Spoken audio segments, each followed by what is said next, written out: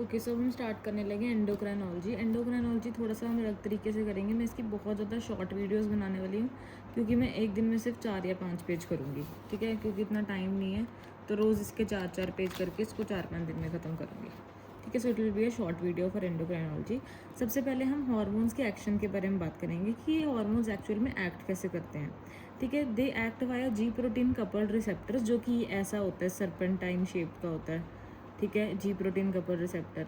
इसको हम मेटाबोट्रोपिक रिसेप्टर भी बोलते हैं, ठीक है। सेल सरफेस रिसेप्टर्स होता है, सेल के सरफेस पे बना होता है, ठीक है, और इसके 7 ट्रांसमेम्ब्रेन डोमेन्स होते हैं, ठीक है। अब इसके बाद यहाँ पे देखो अल्फा बीटा और गामा सब यूनिट्स बनी हुई हैं, ठीक है। तो इसके बाद इसने कैसे एक्ट करना है वो अलग अलग तरीके से वो हम देखेंगे।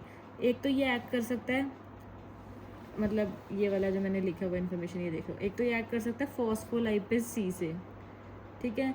दूसरा ये ऐड करता है एडिनाइल साइक्लेस से, तीसरा गुआनाइल साइक्लेस से। तो फॉस्फोलाइपेज सी से, एडिनाइल साइक्लेस से और गुआनाइल साइक्लेस से। फॉस्फोलाइपेज सी से कैसे ऐड करता है कि ये फॉस्फोलाइपेज सी पे ऐड करता है, जो कि एक्टिवेट करते हैं प्रोटीन काइनेस को, और उसके बाद वो क्या करते हैं फॉस्फेट, और मतलब फॉस्फेट रिलीज़ करा के इंट्रासेलुलर कैल्शियम इंक्रीज़ करा देते हैं, ठीक है। अभी इतना सारा पाथवे करने की ज़रूरत नहीं है, बस इतना याद रखना है कि पहले हम इसको टाइप्स क्या कर रहे हैं, जी क्यू जी एस जी आई और सी जी एम पी, ठीक है। G Q G S G I C G M P. G Q वाला पहले पढ़ रहे हैं हम। जी क्यू वाले में क्या होता है कि फॉस्फोलाइपेज सी से एक्ट करता है, IP3 और डैग से एक्ट करता है, ठीक है। फिर वो अल्फा सब यूनिट को सेपरेट कर देंगे अल्टीमेटली, मतलब, और फिर वो जो भी है IP3 डैग से एक्ट कर रहा है, इंट्रासेलुलर कैल्शियम बढ़ा रहा है और स्मूथ मसल की कॉन्ट्रैक्शन करा रहा है, ठीक है। अभी मैं एग्जाम्पल्स आगे करूँगी, पहले मैं सबका मतलब समझा देती हूँ। सेकंड क्या है कि एडिनाइल साइक्लेस से एक्ट करता है। एडिनाइल साइक्लेस से ये कैसे एक्ट कर सकता है कि एडिनाइल साइक्लेस से ये CAMP को मतलब CAMP के रिलीज़ करा के प्रोटीन काइनेज ए एक्टिवेट कर देगा। यहाँ पे हम प्रोटीन काइनेज सी एक्टिवेट कर देते ना, यहाँ पे प्रोटीन काइनेज ए एक्टिवेट कर देगा। फिर से वही फॉस्फेट आ गया और कैल्शियम रिलीज़ हो गया, इंट्रासेलुलर कैल्शियम बढ़ गया मतलब। तो ये एडिनल साइक्लेज ए के से GS और GI है। GS मतलब जो स्टिमुलेट करेंगे CAMP को, GI मतलब जो इनहिबिट करेंगे CIMP को, और ये भी कैल्शियम, इंट्रासेलुलर कैल्शियम बढ़ाएंगे और स्मूथ मसल की कॉन्ट्रैक्शन कराएंगे, ठीक है। अब थर्ड है जो गुआनाइल साइक्लेज, मतलब CGMP से एक्ट करते हैं, ठीक है। वो सेम करेंगे, बस वो गुआनाइल से कर रहे हैं एडिनाइल की जगह। ये कैल्शियम को कम कराएंगे। अब उल्टा हो गया, गुआनाइल से ऐड करा रहे हैं तो इंट्रासेलुलर कैल्शियम कम कराएंगे, दैट इज़ रिलैक्सेशन कराएंगे। तो पहले 3 कॉन्ट्रैक्शन करा रहे हैं कैल्शियम इंक्रीज करा के, लास्ट वाला कैल्शियम डिक्रीज करा के रिलैक्सेशन करा रहा है। ये फॉस्फोलाइपेज सी से ऐड कर रहे हैं, ये दोनों एडिनल साइक्लेज से और गुआनाइल साइक्लेज से। पहले वाला फॉस्फोलाइपेज सी से जो ऐड कर रहे हैं वो IP3 डैग पे ऐड करता है, और उसका क्या नाम है GQ, इसका GS, फिर GI और CGMP सिंपल। अब हम इनके वो निमोनिक याद करेंगे। सबसे पहले आता है GQ, फॉस्फोलाइपेज सी IP3 डायग वाला। इसमें हमें क्या याद रखना है कि have 1 M&M and watch game of thrones, ठीक है। एक M&M कैंडी खानी है और बैठ के टीवी में गेम ऑफ थ्रोन्स देखना है। तो ये कहता है GQ, ठीक है। मैं तो बोलूँगी कि भाई GQ देखूँ, मैं देखती ही नहीं गेम्स ऑफ थ्रोन, मतलब गेम ऑफ थ्रोन्स। तो GQ पे ये होता है have 1 M&M and watch game of thrones. Have 1 से हमें क्या करना है, HAV हैव 1, मतलब एक H1 अल्फा 1 और V1, ये तीनों रिसेप्टर, ये तीनों हार्मोन्स के जैसे मतलब आ गए यहाँ पे H1 अल्फा 1 और V1, ठीक है।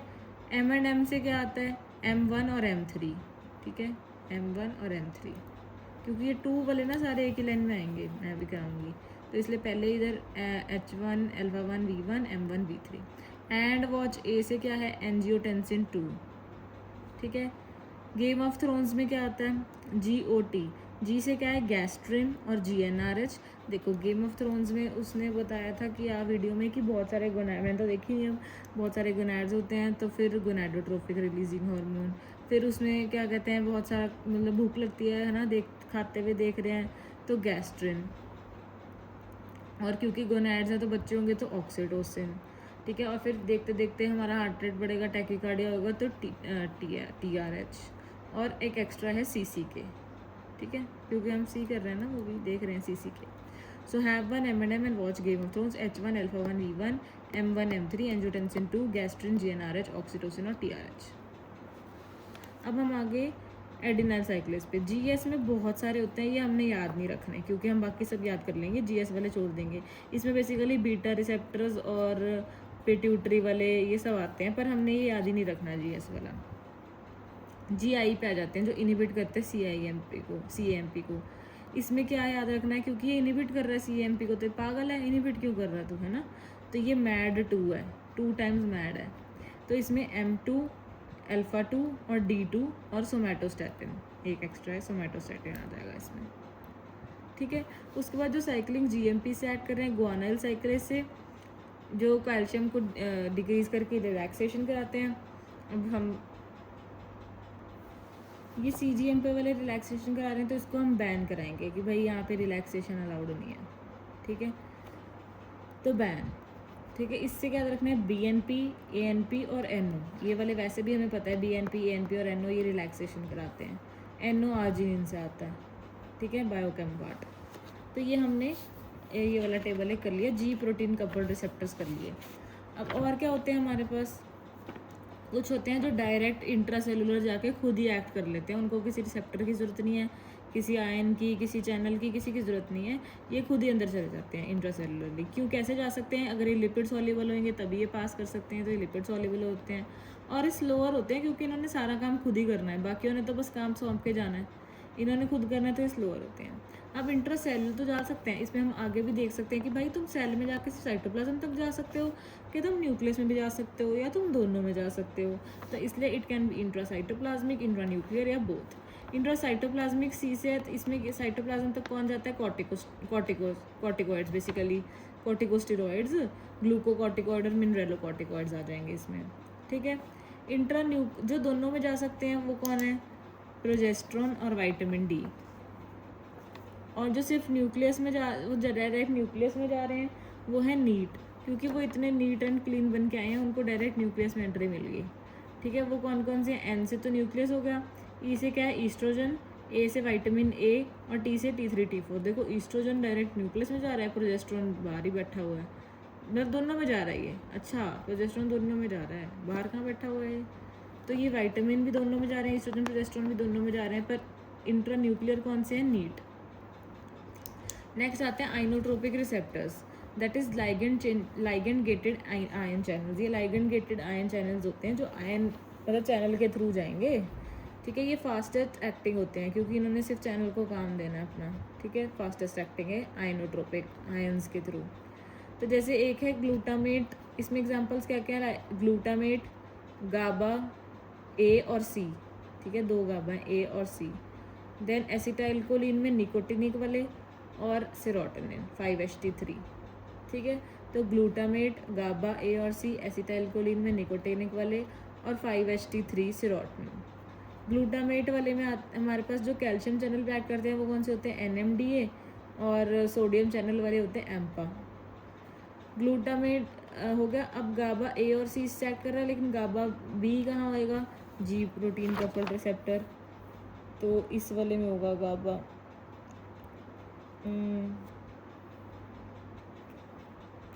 और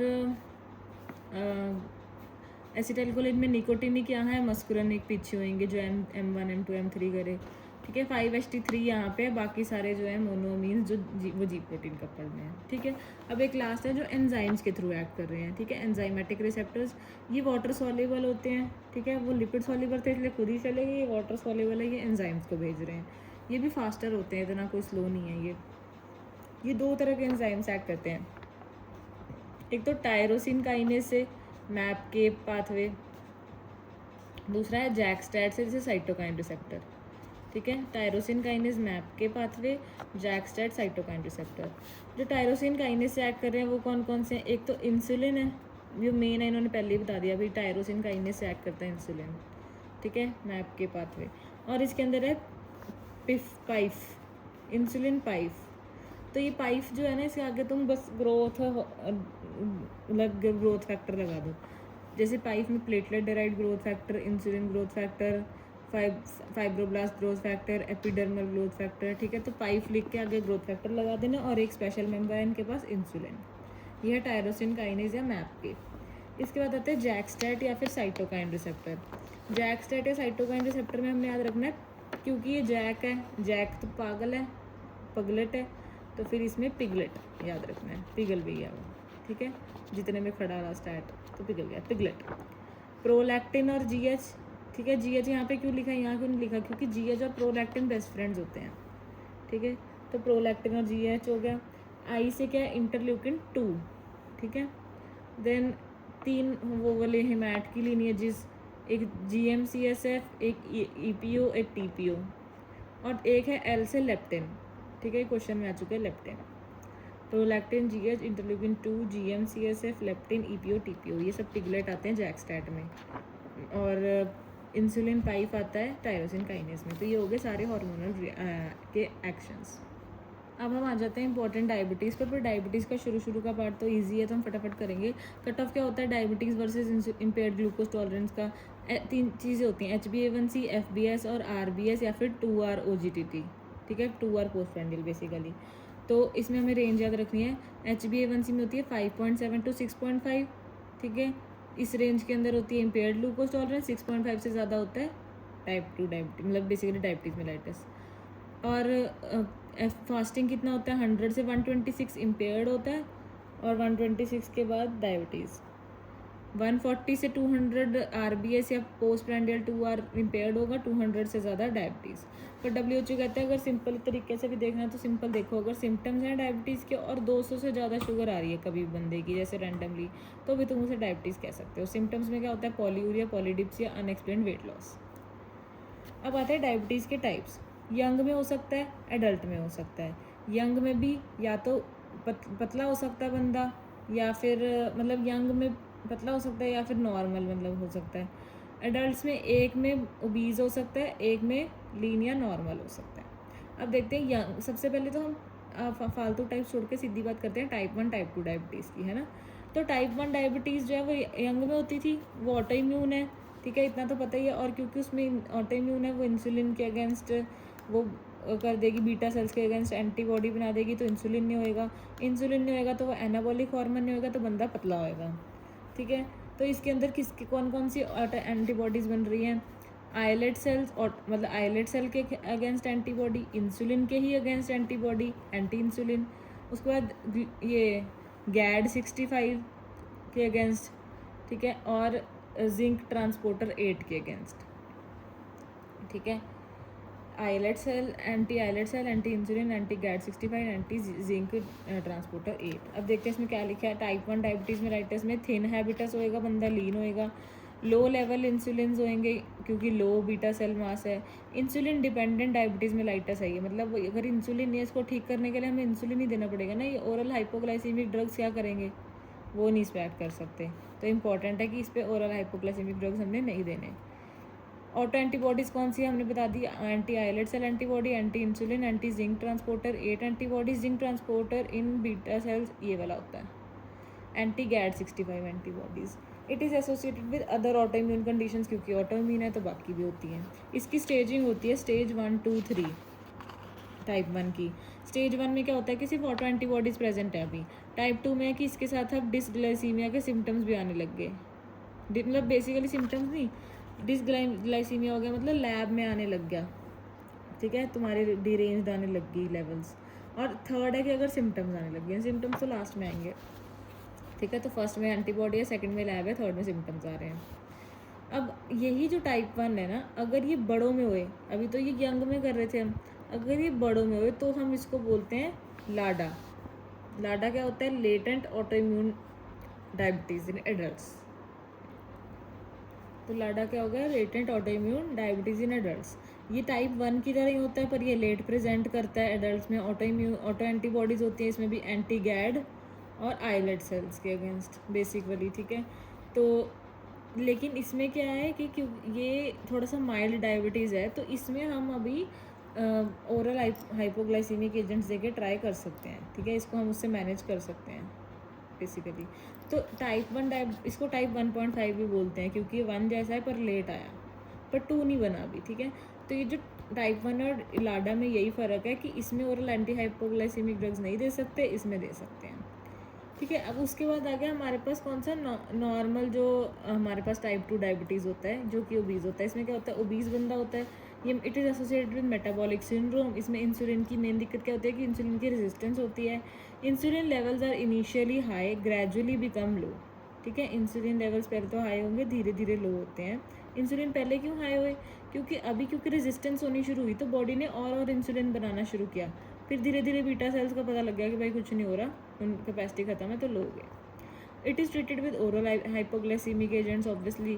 और इवेंचुअली अब धीरे धीरे क्या होता है कि इतनी ज़्यादा हो जाता है डायबिटीज़ की इवेंचुअली हमें इंसुलिन देना पड़ता है, तो हमें पता ही है, इंसुलिन लग जाता है बंदे को। फिर उसके बाद क्या है, मोडी, ठीक है। मोडी क्या होता है, maturity onset diabetes in adults less than 25 years. एक तो ये नाम छोड़ो बकवास, मोडी तो नाम बकवास है, पर मोडी एक ऐसे लग रहा है ना किसी फैमिली ने निकनेम रखा है, तो ये फेमिलियल है, ठीक है। ये लेस देन 25 ईयर्स में होता है और ये फेमिलियल डायबिटीज़ है। More than 2 generation must be affected for diagnosis, 2 generation में हुआ ये। इसमें मेन दिक्कत कहाँ आती है, HNF1 अल्फ़ा, ठीक है। HNF1 अल्फ़ा जो है उसमें उसकी मोनोजेनिक है, ये जीन है HNF1 अल्फ़ा में दिक्कत आती है। ये ऑटोसोमल, ये HNF1 अल्फ़ा नहीं हमें पता था, तो इसका ध्यान रखना, ठीक है। HNF1 अल्फ़ा का ये ऑटोसोमल डोमिनेंट होता है कि अगर है आ गया तो अब हर जनरेशन में जाएगा ही जाएगा। अगर तो ये माइल्ड है तो फिर ओरल हाइपोग्लाइसीमिक एजेंट से ठीक हो सकता है। और ये इसका सल्फोनाइल यूरिया रिस्पॉन्सिव है, ये सल्फोनाइल यूरिया से अच्छा रिस्पॉन्स देता है मोडी, ठीक है।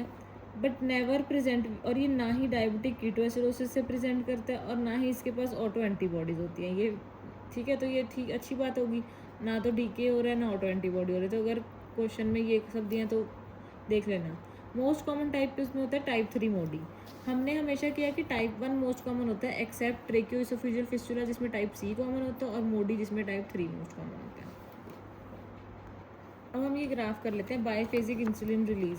इंसुलिन 2 फेज में रिलीज होता है। एक तो हमने मान लो कोई खाना खाया तो जो प्री फॉर्म्ड इंसुलिन है उसकी वो वाला सारा फटाफट से रिलीज हो जाएगा। और दूसरा सेकंड फेज आता है कि जो सस्टेन्ड रिलीज होता है, जो नया इंसुलिन बन रहा है वो धीरे धीरे रिलीज होता रहता है, ठीक है। सो फेज़ 1 क्या है, rapid release of pre formed insulin, और फेज़ 2 जो सस्टेन्ड रिलीज होता है newly synthesised insulin. Type 2 diabetes mellitus में यही होता है कि ये वाले फेज़ में दिक्कत आ जाती है फर्स्ट फेज़ में, क्योंकि प्री फॉर्म्ड इंसुलिन मतलब वो रिलीज़ ही नहीं होता, ठीक है। वो एक्ट नहीं कर पाता, तो प्री फॉर्म्ड इंसुलिन का वो रिलीज़ नहीं हो पाता फटाफट से। देन उसके बाद oral glucose tolerance test OGTT दे के इन्होंने देखा, ये 4 तरह के पेशेंट हैं, ठीक है। एक तो ये वाला देखो, इसका स्टार्टिंग में ही इतना ज़्यादा था और ये बाद में भी ज़्यादा रहा। इसमें तो सीवियर डायबिटीज़ मेलाइटस है ही है, 2 घंटे बाद भी इसका ज़्यादा ही रहा, पहले भी ज़्यादा ही था इसका, तो फास्टिंग भी 200 से, ठीक है। अब इसका देखते हैं ये वाला केस में कि इसमें पहले तो 150 से कम था, मतलब अराउंड 140 से के अराउंड था, समझ गए। पर उसके बाद 2 आवर्स के बाद ये कहाँ पहुँच गया, ऑलमोस्ट 180 तक या 160 तक पहुँच गया। तो अब पोस्ट प्रेंडियल के अकॉर्डिंग अगर हम देखें 140 से ज़्यादा है, तो ये भी मॉडरेट डायबिटीज़ मेलाइटस है, ठीक है। अब ये लास्ट वाला देखते हैं। एक जो बंदा ये है कि ये पहले 100 से कम था, बड़ा जैसे मान लो 2 घंटे के बाद दोबारा ये यहीं आ गया, तो ये अभी भी 100 से कम है, तो ये नॉर्मल है पेशेंट, ठीक है। अब ये वाला बीच वाले पेशेंट की हमने बात करनी है।